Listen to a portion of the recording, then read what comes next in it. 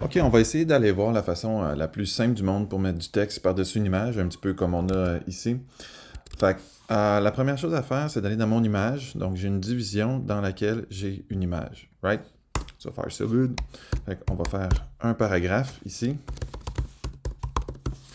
Et jusqu'à maintenant, ce qu'on va voir, c'est qu'on va aller voir comment ça se place mon paragraphe à l'intérieur de mon code ici.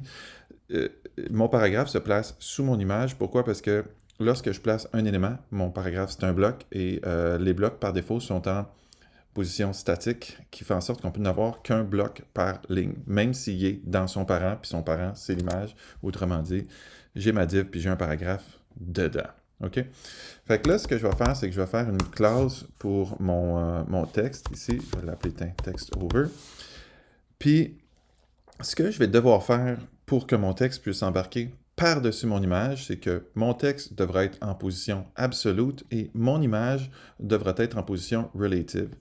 Pourquoi? C'est que lorsque j'ai un bloc, donc un parent qui est en position relative, OK? Ça ne change rien, ça ne change rien pantoute, c'est juste que ça permet aux éléments de position absolute de se superposer sur eux. Alors, je vous explique. En fait, je fais la démo ici.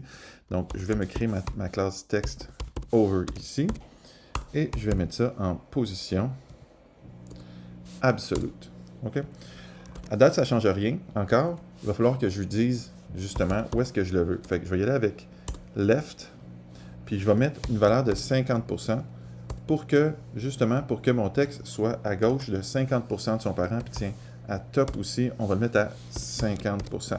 C'est que les éléments de position absolue, comparativement aux éléments de position, les éléments de position absolue, comparativement aux éléments de position relative, ben, utilise left puis top comme marge au lieu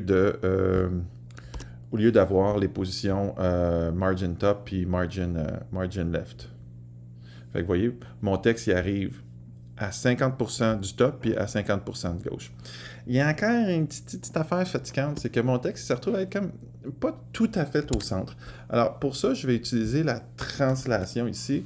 Fait que ce que ça fait, c'est que la propriété transform transforme mon élément en lui faisant faire une translation. Il y a plusieurs types de transform. Hein. On peut avoir skew, on peut avoir rotate.